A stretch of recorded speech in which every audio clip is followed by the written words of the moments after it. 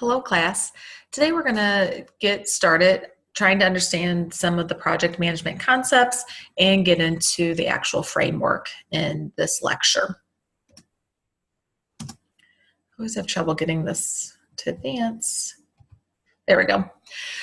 Before we actually even start talking about project management concepts and the process that we're going to go through, it's important to start with a team charter and kind of what's the purpose of a team charter. So for you guys, you will get into groups early on in the semester, and you'll stay with that team through the duration of the semester. Before you're even given your first project, it's important to establish some expectations, kind of some ground rules, some steps that we're going to take if conflict does occur. And what this is essentially the team charter. So there's a template in Blackboard, and I'm just going to pull it up just to give you a visual here. This is what you'll see in Blackboard if you go into it. And you can see the template will guide you through this. And so your first assignment is going to complete this on your own before you even possibly even know who your team is, or at least before you meet formally as a team. Individually, you will complete this worksheet on what are your expectations as a member of this group? What do you think the goal of the group should be? What do you think, how do you think work should be distributed? How do we decide who does what? As a project manager, each of you will have an opportunity to be a project manager. And so what are the expectations of the project manager? What's their role? And things like that. So the team charter kind of gets all of that stuff documented and agreed upon. All right, so down the road, if conflict does happen, we can go back to the team charter and say, hey, this is what we said, and we said if we missed this many meetings or we had a disagreement, this is how we were going to handle it. All right, so it just helps kind of gets us started on the same page, essentially. All right, and so that's something that you will do as a team. As kind of one of your first activities as a group. But it's important to do this on your own. So going into it, you can make sure that kind of your voice is heard. And as a team, then you work through those differences and try to come up with unified document that represents and everyone's kind of happy with. All right, so when we talk about project management and essentially kind of this process that we're going to use when given a project, it's important to understand what is a project. So you can see the first kind of the definition here, according to the PMBOK, and that's how you say that acronym, PMBOK. A project is a temporary endeavor undertaken to create a unique product, service, or result. The key word there is unique, right? So when you've been asked to do something that's new, that you haven't done before, it's suggested that you would use this framework to help kind of step you through this process and document it correctly. So then in the future, if another project comes across your desk that's pretty similar, you have a starting point. You already have some structure to it, so you don't have to start from scratch. So you can see some examples of what a project might be. A new product, if someone asks for a new product or service, someone asks you to develop a new information system, a new business procedure or policy, all these things. The key word there is kind of this new, right? Something unique, something you haven't done before. Typically a project comes to be because someone asks for it. Someone asks you to develop a new information system, or someone asks you to run their campaign and you've never done that before, right? And so it kind of forces you into kind of this process, again, to help make sure that you do accomplish the expectations that are presented to you. The first kind of big concept for project management as we kind of talk about this framework, or before we talk about the framework, is understanding who the stakeholders are. All right, so by definition, the stakeholders are persons or organizations that are actively involved in the project or whose interests may be positively or negatively affected by execution or completion of the project. The stakeholder may also exert influence over the project and its deliverables. All right, so we want to identify who these stakeholders are early on in this project, because we should be consulting them. We should be making sure that we're meeting their expectations, that we should be asking them, what do they want, right? A lot of the information that we're going to start with comes from key stakeholders, right? We as the project team or the project manager don't have to guess, don't have to assume, right? We have these conversations with those key stakeholders to make sure that we're meeting those expectations, and that we work on a project that they're wanting us to actually accomplish. So some examples of who the key stakeholders might be. So in a typical project, you would have a project manager and the project team members, and that's essentially who you will be representing. Someone on the team will be a project manager, and then everyone else on the team would then be identified as project team members. The project sponsor and the project client are typically external to your group. And so essentially the client has potentially come to you and is requesting something. And so they would obviously be exerting a lot of influence, have a lot of information. So they would be a key stakeholder that we'd be consulting with often. And then the project sponsor is another stakeholder that you might see on a given project. Sometimes the client and sponsor might be the same person. The sponsor typically is someone who's providing resources, providing budget. And so again, they most likely are going to have some influence on how those dollars are spent. The second concept within project management is this idea of the triple constraints.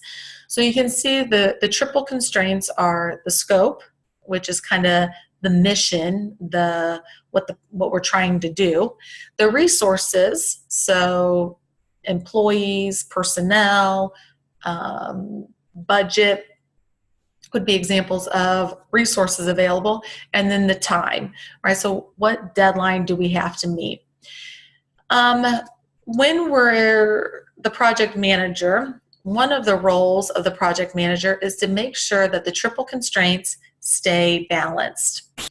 So from the very beginning, once we talk with the client and we understand what the scope is, right? What are we wanting to complete? What is the client asking of us? Once we identify what those expectations are, the client would also provide us potentially with when they need that done by, or we might suggest, based on what you want done, we can do this in this amount of time, right? And then identifying what the resources are. What's the budget? How much budget does the client have to fund this project? What personnel do we have available during this time frame that could provide assistance on this project, right? We would look at all those things. And as the project manager, we want to make sure that we're being realistic and that these things are in balance. So an easy example to kind of think about is like if I'm building a house, right? So the project manager would go to the client and, ask, well, what kind of house do you want to build, right? What are those expectations? And you work through the floor plan and kind of those details, and that becomes the scope, right? And then I say, oh, by the way, if I'm the client, I want all those things, but I only want to pay this much, right? And so then I have my budget. And either I would say, and I want this house to be completed in 4 months, or maybe I'm flexible, and the project manager, after consulting his team and whatnot, can say, based on your expectations, based on what kind of house you want, we can deliver this house in this amount of time, right? And so depending on kind of the client, the project manager might offers the time suggestion, or I would say I want it done in 3 months, 4 months, whatever it might be. So right there from the beginning, the project manager needs to make sure that this is realistic. If I'm asking for this 4,000 square foot house, but I'm only wanting to spend $200,000, then right there, maybe I have some unrealistic expectations. And so the project manager needs to have that conversation. Either you need to scale back on your scope, right, and take some things off of this list, or you need to up the budget. Right, so one of those things need to happen in order for these triple constraints to be in balance. And so the client and the project management group might go back and forth until they get this in balance, and all is well. The trickier part is once we actually start working, we start actually implementing this plan, and we have crappy weather for 2 weeks. Right, so it just rains, so we can't do anything during this 2-week period. So already our timeline might be impacted, right? And so again, now as the project manager, I need to see what needs to happen for us either to get back on track or to extend the deadline, right? Again, in order for these things to stay in balance. And so it's a constant, it's a lot of communication between the project manager and the client. And the project manager doesn't have to have all the answers, but it is the responsibility of the project manager to communicate to the client, give them the facts, give them kind of this realistic picture, and maybe make a suggestion, but ultimately let the client decide how we're going to move forward. Right? So if we have 2 weeks of rain and I either need to push the timeline out a couple weeks, or maybe I need to scale back the scope to get us back on track, right? And those might be the suggestions that I present to the client, but ultimately the client would then decide, right? And we document and we kind of move on. But it's that constant assessing of these constraints and making sure that they're balanced. That's a key role for the project manager. So as I kind of alluded to earlier, when we get a project, and you can kind of read here on the slide, no matter what the size of the project is, what the nature of the project is, project management would say you should take these same steps regardless in order to help kind of manage the process and the project, and to make sure that things get done and things get documented accurately. So the 5 phases of this framework you can kind of see up here. You go through the initiating phase, and that's the phase that we're going to focus on in this particular lecture. And after each phase, you can see the red words on the screen. That indicates kind of the outcome of that phase. So once we're done with the initiating phase, I know we're done with that phase because I have a completed scope statement. And that indicates to me that we can now move on to the planning phase. And I know we're done with the planning phase once I have a plan, right? A project plan is in place, and now I can move on to executing and monitoring. And those 2 phases happen simultaneously. And then when we're all done executing the plan, then we do kind of have this wrap up, this closing phase that we'll kind of talk through as well. All right, so but today we're just going, or in this lecture, we're just going to talk through the initiating phase. So the initiating phase essentially is completing a scope statement. The scope statement has a couple different sections on it, and there's a template that you'll use as a group to complete the scope statement. But essentially, it becomes a document that tells us really what are we doing, right? What are we to produce as a project team, and ultimately when does it have to be delivered, right? So we talk through these different components in this particular phase.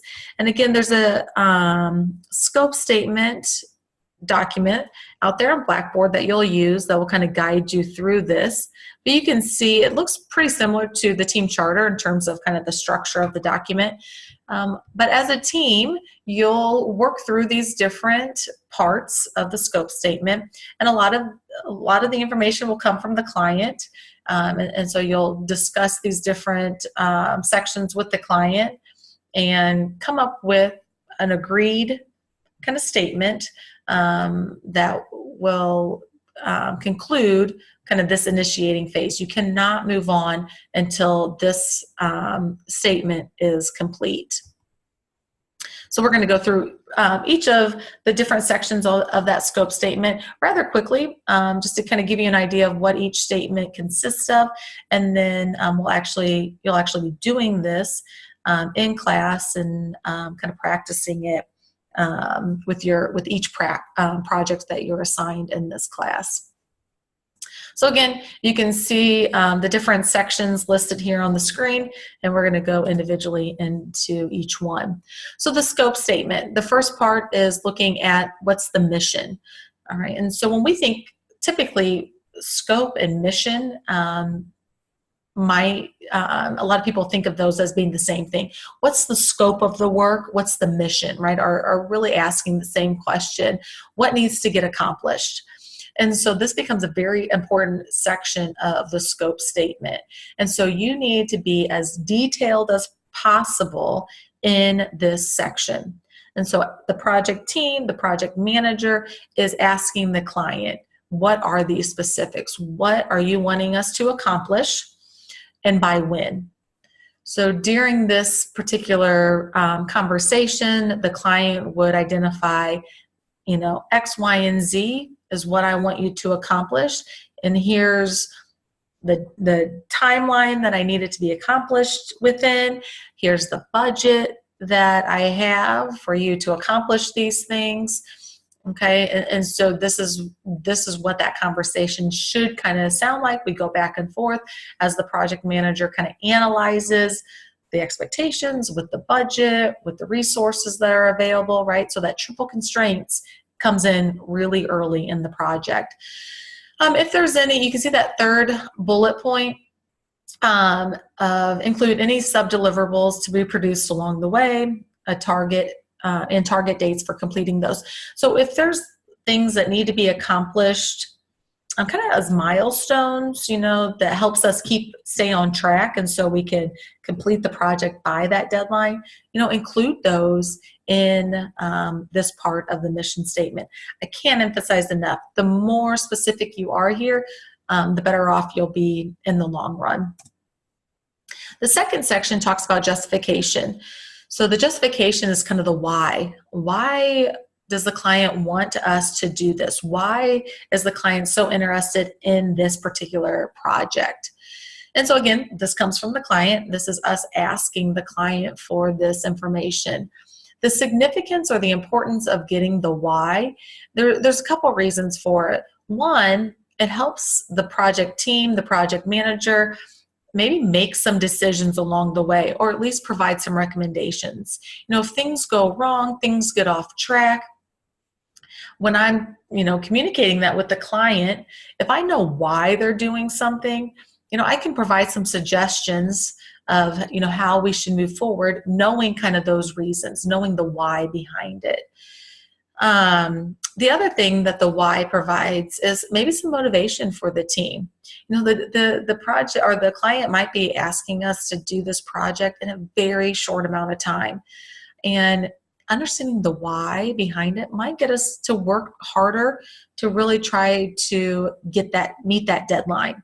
Maybe the why is, something that has to do with some type of volunteer work, or it's, doing some good for the community. And if we need to have it done by this date in order for it to have the impact that we're wanting, some of those reasons might help the team stay focused and do the extra things that are necessary to get the project done. And so again, that why provides potentially that motivation. The third part of the scope statement is the assumptions. And so sometimes the assumptions are difficult for the projects that we do in our class. But in general, assumptions on a project are things that we assume to be true. And so it forces us to talk through these things. So early on, we can make sure that these assumptions are true, right? So if I assume, if a client comes to me and to build this house, right, I might assume that they already have some property that they want us to build this house on, right? So I would write that down in my assumptions. Property's been established, property's been cleared, whatever it might be. And if it's not true, the client's going to read this before we move forward. So they're going to be able to identify it and say, yep, that's a true assumption. We do have property. It's flat. It's cleared, or they're going to say, nope, actually, we don't have any property bought yet. That's something that we need to have done or for you to do, or there is some trees on the property. And so that is something that we're expecting you to do, is to clear those trees before we can actually get started. So again, it forces us to have those conversations, and so we can highlight. Once we highlight it as an assumption and the client agrees that it's true, the assumption is that you have property, the assumption is that it's cleared, ready to go, and they agree to that, then it's important for us as the project group, we don't have to plan for that, right? So when we move to the next phase and we start kind of planning how we're going to accomplish the building of this house, I don't have to put any steps in place of, addressing clearing the property, or put steps addressing, finding property, because those things are already done. And so that's what assumptions do. It helps us know kind of what resources are available, or what steps have already been taken, right? So we don't have to actually start to have a plan for those things, right? And again, it helps identify really these invalid assumptions early on, so we don't have those kind of missteps or miscommunications. The fourth part of the scope statement is the communication plan. So this is something that will look similar from your team charter. Your team charter will have a communication plan section as well. The only a big difference here is that your team charter is just looking at the communication plan amongst the team. As a team, what's our plan? How are we going to communicate? How often are we going to communicate? Are we communicating face-to-face, virtually, through email? We identify kind of what that preference looks like as a team. The scope statement is going to carry that over, so how we plan to communicate among team members, but now it's also going to include how are we going to communicate to the client or to the key stakeholders, right? And so we want to ask those same questions that we did kind of from a team perspective to now, how often are we going to communicate with the client? How are we going to do that? And maybe we have different modes. Maybe we're going to communicate weekly through email, but then ultimately have a face-to-face meeting once a month, depending on the duration of the project. An important part here, as a project manager of the project team, we might establish that we're going to, send an email weekly to the client, or to the key stakeholders, and then we plan to do, 2 meetings a month, something like that, face-to-face meetings, and we put that down in the scope statement. When the client is reviewing it, they might look at that communication plan and say, no, this is way too much. I only want you to communicate with me if there's something wrong, right? So that's the only time I want you to communicate with me. I doubt that is really how a client would want you to, how often they would want you to communicate. But the point is that they can, say they want more or less communication than what you essentially suggest. All right. And if you're okay with their modification to that, then you adjust the plan, at that time. But you might suggest it, but then they also might have some input here as well, or they might be okay with whatever communication plan you essentially put in this section. Same with the documentation plan. The documentation plan is looking at where documents are going to be kept, who's in charge of editing, or who has access to edit, who has access to just view, how are we going to give access to the client and to team members, right? So it's really just identifying those specifics in terms of any documents that you might be working on, and how the team and the client will access those documents.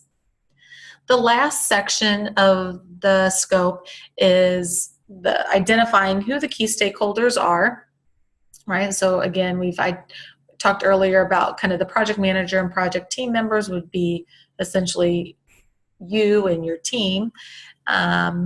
And then the client and sponsor, identifying who they are in these different projects. So in this section, you would essentially keep these titles there. You're just going to add specific names to each of those different titles, so we know exactly who is the client, who is the project manager at any given time. And then the signature piece of it, for our cases or for our projects in our class, signatures aren't required. But in a real situation, you would get signatures from the key stakeholders identified, and that signature says, I agree with what the mission says, I agree to the communication plan. Okay, and if they don't agree, then they have that conversation about the communication plan, or they have the conversation about the mission. You make those adjustments, and then you have everybody review it again. And once you have all members agreeing and signing, that concludes that process. Right now, we're able to move on to the next phase in the project management framework.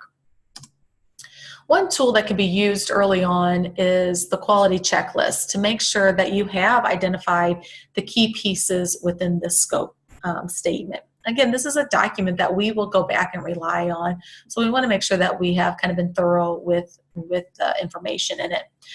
So the quality checklist goes by the SMART acronym, and you kind of see it stands for being specific, made to deliver, agreed upon, realistic, and there's making sure that we've identified the time frame. Not to be confused with the SMART goals that we talk about in management as well. But this is something that I will suggest, and I will have you actually practice in class to make sure that the scope statement does meet kind of these expectations. So the first thing to check for once you have your scope statement done is make sure, is it specific enough? Especially in that mission portion, do we have everything in there that the client has requested? Do we have the specific details of what the project consists of, the deadline, the any sub-deliverables, milestones that we need to meet? Is the communication plan specific? Are we talking about how often and what the mode is and to who type of thing? So it's really getting in there and asking yourself, if somebody came new to the group, right, because maybe we hired on a new individual and they've been assigned to this project, could they read this scope statement and be caught up pretty quickly? Right, that's the amount of detail that we need in the scope statement. A stranger coming in, a stranger to the project, could read through this and know exactly what the expectations are. Asking yourself, in the scope statement, do I see what it means to deliver the project? Right, so how does the project get delivered?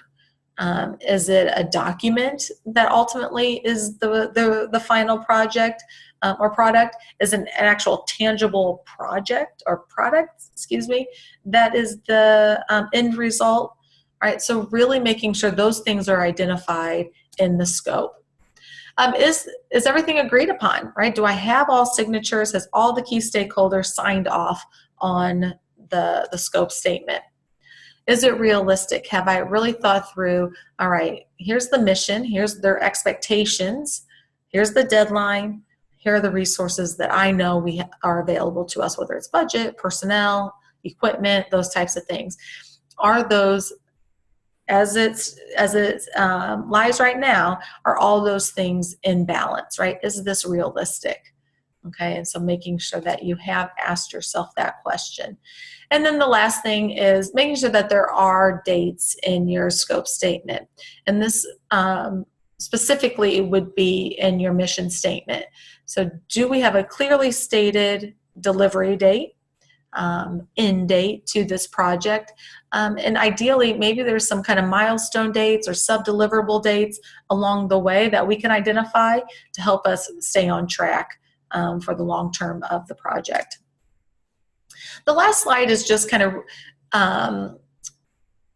identifying kind of the reasons behind a scope statement. Why should we do a scope statement?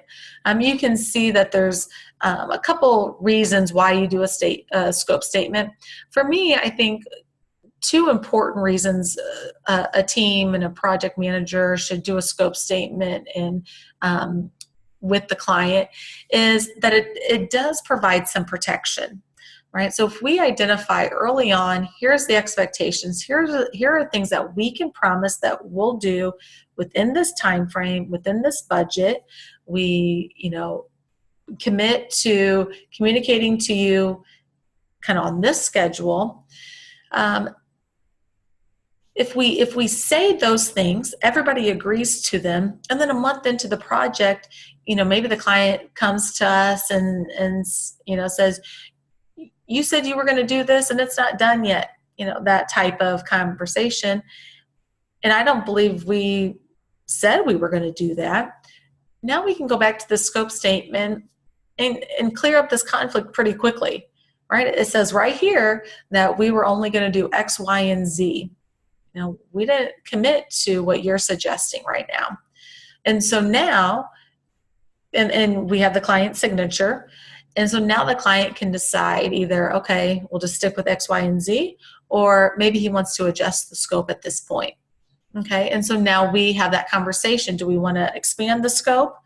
And then as the project manager, I need to make sure that, okay, do we have enough budget to do that? Or we're going to need more resources, more time, right? But now we have that document that helps us really resolve that conflict pretty easily and pretty quickly. And it can go both ways. The client might come to us thinking that, the client might be involved in several different projects.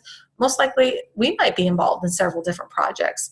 And so we might forget what we promised one client over another. And so, again, this document provides that protection for both the client and the project group.